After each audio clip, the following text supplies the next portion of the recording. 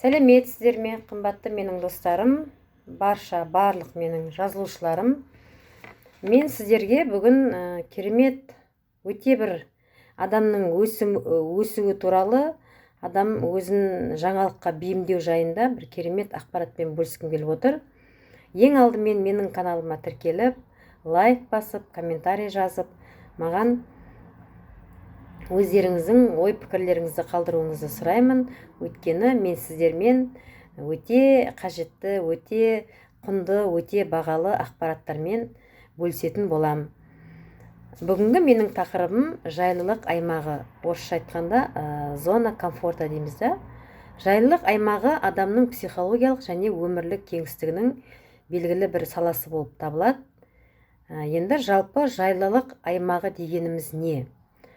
Жайлылық аймағы адамның әдеттегі және ыңғайлы көңіл күйі болып табылады да. Яғни күнбе күнгі адамның күнде жасайтын әрекеттері бұл жайлылық мекені болып табылады. Бұл әдеттерде ойлау мен мінез құлықтың стереотиптермен байланысты, ешқандай да ынта жоқ кезде адам өзін қауіпсіз сезінетін ыңғайлы өмір. Адам таныс ортада таныс әрекеттер жасайды. Ой сананың стереотиптерін өзгерту бұл жайлылық аймағына шығу болып табылады. Адам жайлылық аймағынан шыққанын саналы түрде шешкеннен кейін, ол мінез құлқын, ой өрісін, күнбе күнгі іс әрекеттерін, бұрынғы әрекеттерін тастап, жаңа әрекеттер жасаймын деп, өзінің бойына өзіне жауапкершілік алады. Сол өмірін өзгертуге түрлі әрекеттерін жасай бастайды. Адам өзінің ескі әрекеттерін өзгертуге шешім қабылдайды және одан кейінгі әдеттеріне барлық жауапкершілікті мойнына алады. Енді жайлылық аймағынан шығудың екі жолы бар. Бірінші жолы кенеттен өзгеріс. Экономикалық дағдарыстар, кризистер дейміз да, немесе жұмысын, үйін жоғалту, бұның барлығы адамға өмірін өзгерту, сол жоғалған нәрсесін қайтып алу мақсатында бұрынғы әрекеттерін, ескі әрекеттерін тастап, жаңа іс-қимылдар, іс-әрекеттер жасай бастайды. Бұл мінекей бірінші жаңағы адамның жайлылық мекенінен шығудың бірінші жолы болып табылады. Басына түскен проблемаларды шешу жолдарын іздей бастайды. Одан кейін енді жайлылық аймағынан шығу туралы уже саналы шешім қабылдайды. Бұл өмірдегі бір нәрсені өз бетімен өзгерту мүмкіндігі болғанда ең дұрыс, ең нәзік, ең сондай дұрыс шешім болып табылады. Адам жайлылық аймағынан кететін уақыт екенін шешкен кезде жеке өсуіне әкелетін әрекеттерді жасай бастайды. Яғни өмірін өзгертетін жаңа бұрынғы әрекеттер емес, жаңа әрекеттерді жасауға уже өзін қалыптастыра бастайды, күнбе күн өзін сол жаңалыққа тәрбиелей бастайды. Жайлылық аймағынан қалай шығу керек және біз одан қалай шығамыз? Жайлылық аймағы адамның алаңдаушылығы ең төмен деңгейде болатын кеңістігі болып табылады. Жайлылық аймағында адам өзін қауіпсіз және жайбарақат сезінеді. Ол өзінің әдеттегі әрекеттерін, күнбе күнгі тірліктерін жасай бастайды. Жұмысқа барады, мысалға, жұмыстан келеді, үйге келіп демалады, телевизор қарайды, тамақ ішеді, ұйықтайды деген секілді күнбе күнгі өзінің әрекеттерін жасай бастайды жайлылық аймағында. Ал жайлылық аймағында болу бұл тұрақтылық пен сенімділіктің сезімінен туындаған психологиялық жағдай. Жайлылық аймағы дегеніміз диванға жатып алып, демалу емес, ол адамға таныс сезімдер мен әрекеттер жиынтығы болып табылады. Сол әрекет бір адамға қарапайым, ал екінші бір адамға ол қолайсыздық туғызуы мүмкін. Мысалға, үй шаруасындағы әйел адамды алатын болсақ, бүкіл отбасына 3 мезгіл тамақ жасау, балаларын тамақтандыру, тазалығын, үйдің тазалығын, балаларының, отбасының тазалығын күнде қамтамасыз ету, күнде ол үй шаруасындағы әйел адамның өзінің міндеті болып табылады, және ол әйел адамға ыңғайлы жайлылық мекені болып табылады. Өйткені ол күнбе күн қайталанады да, сол әрекеттер күнде 3 мезгіл тамақ істейді, балаларын мектепке жібереді, мектептен күтіп алады, киімдерін жуады, үйдің тазалығын бәрін күнбе күн әйел адамның істеп отырған әрекет тірлігі да, ол үйде отырған әйел адамға жайлылық мекені болып табылады. Және де сол сияқты такси жүргізушісіне, көлік жүргізушісіне 800 километр күн жүру машинамен, ол таксистке, шоферға, көлік жүргізушісіне жайлылық мекені болып табылады. Ал егерде осы екі адамның іс-әрекеттерін өзгертетін болсақ, мысалға, таксистке 3 мезгіл үйдің тамағын істеу, отбасының барлық күнбе күнгі іс-әрекеттерін жасау, бұл қолайсыздық туғызады. Дәл сол сияқты үйдің тірлігін істеп отырған, үйде отырған әйел адамға 800 километр машинамен таксист қызметін атқару, ол да қолайсыздық туғызады. Жайлылық аймағынан қалай шығамыз?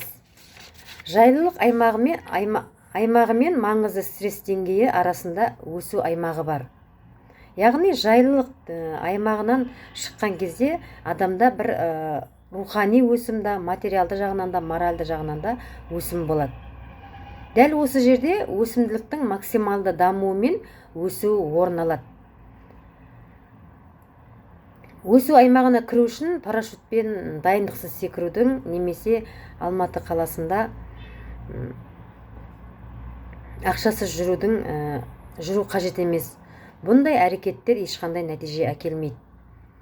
Жалпы жайлылық аймағынан шығу үшін сізге мынадай жаттығу жасау керек. Бір парақ А4 бір парақ қағазға 2 түрлі шеңберді сызыңыз. Бірінші шеңберге өзіңіздің күндегі жасайтын тірліктеріңізді жазыңыз. Таңертең тұрамын, мысалға, жұмысқа барамын, осындай маршрутқа мінемін, осындай жермен жүремін, жұмыстан келемін, үйге келемін, демаламын. Сол өзіңізге таныс күндегі әрекеттеріңізді жазасыз. Ал екінші шеңберге өзіңізге таныс емес. Мысалға, саяхат, басқа қалаға көшу деген сияқты да, басқа елге бару деген сияқты, ағылшын тілін үйрену, тағы не бар, өзіңізге таныс емес жағдайлардың барлығын екінші шеңберге жазыңыз. Енді таныс емес хоббилар, осылардың барлығын өзіңізге ешқандай жайлылық әкелмейтін заттардың барлығын, жағдайлардың барлығын осы екінші шеңберге жазыңыз. Енді осылайша әрекет ету арқылы сіз бірінші шеңберден екінші шеңберге өте аласыз ақырындап та. Жайлылық аймағынан не үшін шығу керек? Зона комфортадан. Мансаптың жаңа перспективаларына ықпал етуі мүмкін да. Қарым-қатынас шеңберін кеңейтеді, өмірімізді толық етеді, өзін өзі тануға және өмірдегі мақсатты түсінуге ықпал етеді, өмірінің өзгеруіне ықпал етеді, көзқарасының өзгеруіне ықпал етеді. Жайлылық мекені зона комфортадан шығу. Өзінің өмірге деген үлкен жаңағы жігерін арттырып, жаңалық жасауға адамға бір ерекше сондай шабыт беретін сондай жағдайлар. Енді сөздің соңында айтып кететін болсам, жайлылық аймағының теориясы көптеген адамдарға кәсіби және жеке жетістіктерге ынталандыруға көмектеседі. Сондықтан да сіздерге өзін-өзі дамыту және тиімділікті арттыру үшін жайлылық пен қолайсыздықтың үйлесімін табуға тілектеспін. Енді менің каналыма тіркеліп, лайк басып, комментарий жазуды ұмытып кетпеңіздер. Ешқашанда жаңа нәрселерді үйренуге, байқап көруге, жақсылыққа ұмтылуға, тәуекел етуге, алға қарай жүруге ешқашанда қорықпаңыздар. Сол жайлылық мекенінен шығу арқылы адамның өміріндегі өзгерістер бер жағында емес, жайлылық мекенінен шыққаннан кейінгі уақытта болады. әрқашанда сіз өзіңіз көңілді жүретін болсаңыз, өміріңіз сондай өте сапалы жағына қарай өзгере бастайды да. Ми өзінің потенциалын әрекет ету кезінде жоғары және төмен деңгейде қолдану арқылы сіздің эмоцияңызға байланысты түрлі әрекеттер болады. Сіз ылғида жақсы істің қасында жүріңіз, ылғида жақсы көтеріңкі көңіл күймен жүріңіз, эмоцияңыз мықты болатын болсын, әрқашанда күліп жарқырап жүріңіз. Сол кезде сіз қандай істі қолыңызға алсаңыз да, барлық шаруаңыз Алла тағаланың қолдауымен тек оң нәтижеге ғана жететін боласыз. Әрдайым адам өзінің алдына мақсат қою керек та. Ол мақсаты арманы болу керек ең бірінші адамның. Сол арманға жетем деп алдына мақсат қою керек. Ол арманы кішкентай болмау керек, арманымыз әрқашанда биік болу керек, үлкен болу керек. Сонда біздің алға қарай жүруімізге сол арманымыз бізді алға қарай ұмтылдыра береді, бізге өзімізге мотивация болады деген сөз да. Әрқашанда алдымыздағы сол мақсатымызға жетеміз деп талпыну керек біз. Ол мақсатқа қай уақытта жетеміз? Ол мақсатқа біз жетеміз осы жайлылық мекенінде отырып алатын болсақ, күнбе-күнгі тірлікті жасай беретін болсақ, күнбе-күнгі уақытымыз өте береді да. Қазір кезде енді өте ең бағалы нәрсе уақыт қой, қайтарылмайтын. Сол алтын уақытымызды біз ешқашанда ысырап етпеу керекпіз. Әрқашанда әр күнімізді жоспарлау керекпіз. Алдымыздағы сол арманымызға жетеміз деп мақсат қою керекпіз. Сол мақсатымызды қалайда күнбе-күнгі жоспарлап күнімізді, әр күнімізді, сол жоспарларымыз, сол әрекеттеріміз бізді бір күні алдымыздағы үлкен биік мақсатымызға, биік арманымызға жеткізетіні анық. Мысалға, сол жер бетіндегі, дүние жүзіндегі барлық жетістікке жеткен адамдардың кітаптарын оқитын болсаңыз, мен өзім ылғида сол өмірдегі миллионер, миллиардер адамдардың қалай жетістікке жеткендігі туралы маған өте қызықты да. Сол адамдардың кітаптарын мен көп оқимын. Мен телевизор қарамаймын. Телевизорды тағы да бір айтып кететін менің ақыл кеңесім, телевизорды қарамаңыздар. Телевизорде тек қана негативтер айтылады да. Ал керісінше өзіңізді дамытатын керемет кітаптарды оқыңыз. Күніге 10, 15, 20 минут керемет сондай ойды өзгертетін, адамды алға қарай жылжытатын, адамды мақсатына қарай жеткізетін мықты, тамаша кітаптар өте көп та. Сол адамдардың өте табысты, мықты, жақсы тұратын адамдардың өмірін оқу, кітаптарын оқимын. Мен сонда барлығы ойлайтын едім, ең басында негізінде ата-бабасынан қалған мұра шығар, мүмкін жаңағы әке-шешесі бай болған шығар деп сондай ой болды да менде бұрын. Ал мына кітаптарды оқи келе қаншалықты сол миллионер адамдардың, жетістікке жеткен адамдардың өмірдегі, дүние жүзіндегі барлығын өздерінің ойын өзгерту арқылы, өздеріне таныс емес басқа күнбе-күнгі әрекеттерін, зона комфортаны артқа тастап, алға қарай ұмтылу арқылы үлкен жетістіктерге жеткендігіне көзім жетті да. Қай адамның кітабын оқысам да, мен Джо Виталияның Секрет притяжениесін оқысам да, Джо Кеханың Подсознание может все деген кітабын оқысам да, Роберт Кийосакидің Бедный папа, богатый папасын оқысам да, Наполеон Хиллдің Подсознание может все деген кітаптарын оқысам да, барлық түсінгенім адамдар өздерінің алға қарай ұмтылдыратын өздерінің мотивациясы болу керек. Әрқашанда ол адамдар дамудан жалықпау керек. Әрқашанда алға қарай ұмтылу керек. Күнбе-күн әрекет ету арқылы біздің арманымызды ұрлайтын қарақшылар өте көп болады өмірде. Сол біз арманымызды ешкімге ұрлатпау керекпіз. Қарақшыларға ұрлатпау керекпіз. Әрқашанда сол арманымызды неғылып, кәдімгі жақсы көріп, сол мына жүрегіміздегі гүл секілді сол күнде суарып тұру керекпіз да. Оны қалай суарамыз? Осылай өзімізді алға қарай ұмтылдыру арқылы, күнде таңертең тұрып серуендеу арқылы, күнде жақсы ой ойлау арқылы, адамдарға жақсылықтарды жасау арқылы, жақсы кітаптарды оқу арқылы адам өзінің қаншалықты өскенін байқамай қалады да. Сондықтан да мен әрдайымда баршаңызға айтамын, айналамдағы барлық адамдарға күнде мен айтып отырамын. Өзімнің мына зумнан беретін презентацияларымда да түрлі тақырыптарда ылғи да айтамын, адам әрқашанда күліп жүру керек. Адамның өзінің алдында үлкен мақсаты болу керек, арманы болу керек биік. Сол арманға жетем деп әрқашанда күнде тірлік етіп, күнде шақтар, қадымдар жасайтын болсақ, Алла тағала сол адамның ниетіне қарай, егер де сіз өзіңізге сенімді болатын болсаңыз, өзіңізде жауапкершілік болатын болса, әрқашанда біздер жетістікке жетеміз. Ол шындық.